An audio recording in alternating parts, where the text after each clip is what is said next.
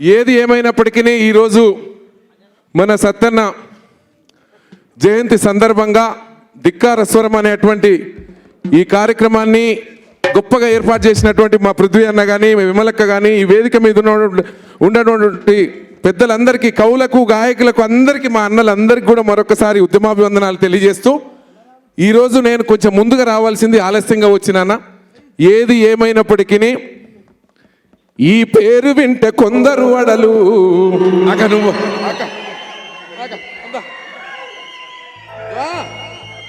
ఈ పేరు వింటే కొందరు అడలు అసలొంచబోడు ఎవడికి మెడలు. ఆ పేరు వింటే కొందరు అడలు అసలొంచబోడు ఎవడికి మెడలు. అతి త్వరలో నేను ఎంతో మందికి పాటలు పాడినా మీ అందరికి తెలుసు. కానీ ఒకే ఒక కోరిక ఉందా, అది క్రాంతిదల్ మన క్రాంతి అన్న పృథ్వీ అన్నకు పృథ్వీ అన్న కోసం మాట ఇస్తున్నా. పోయిన నాన్న బర్త్డే సందర్భంగా నన్ను పాడించాడు, మరి ఈసారి నన్ను ఎందుకో అడగలేదు.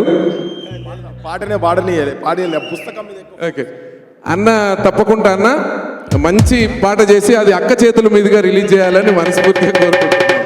ఎందుకంటే మా గురువు గారి చేతుల మీదుగా రిలీజ్ చేయాలని చెప్పి. పృథ్వీ అన్న గురించి ఏదన్నా ఒక లైన్ చెప్పుదాం.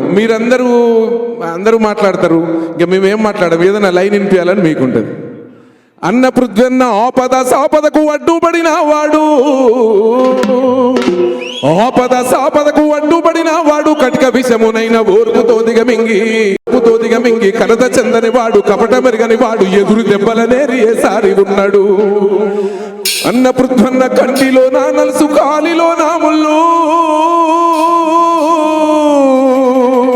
కంటిలో నా నలుసు, కాలిలో నా ముళ్ళు, చెప్పులో నా రాయి, చెవులోన జోరిగా బాధ తెలిసిన వాడు, భావమెరిగిన వాడు, నా తెలంగాణలోన ముందు నడిసినోడు.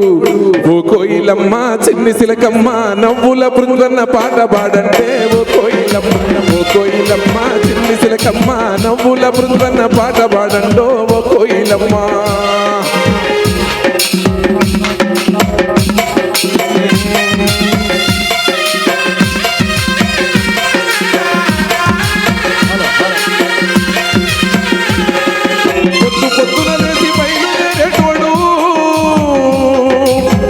పొద్దున లేసి బయలుదేరేటోడు, పల్లె పల్లెకొచ్చి ప్రజల కలిసేటోడు, పొద్దున లేసి బయలుదేరేటోడు, పల్లె పల్లెకొచ్చి ప్రజల కలిసేటోడు, ఇల్లు ఇల్లు తిరిగి బాధలు అడిగేటోడు, తన వాళ్ళ కాలించి దేవుడు అడుగుతున్నాడు, కన్న తండ్రిలాగా కాపాడుతున్నాడు,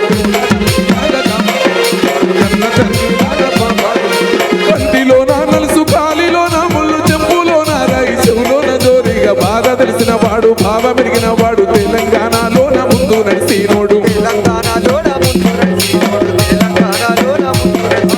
ఓ కోయిలమ్మ చిన్ని సిలకమ్మ నవ్వుల నాన్న పాట పాడంటే, ఓ కోయిలమ్మ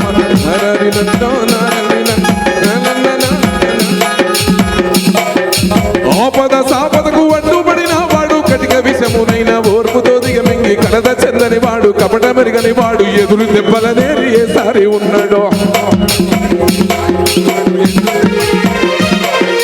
కృషితో నాస్తి దుర్భిక్షమను మాట, శ్రమైస్తే శ్రమజీవి లోటు లేదన్న, కృషితో నాస్తి దుర్భిక్షమను మాట, శ్రమైస్తే శ్రమజీవి లోటు లేదన్నాడు, పలికి రాని పలుకు పలకవద్దన్న, మనము లేని చేత గడవి పాలన్నాడు.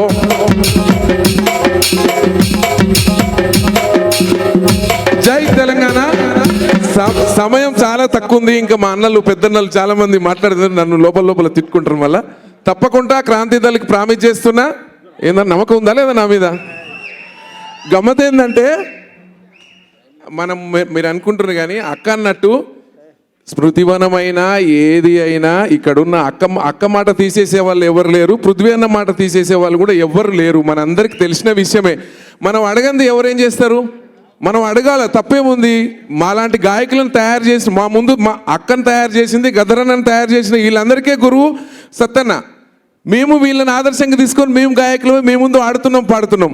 మన గురువుల కోసం మనం అడగడం తప్పేముందక్క?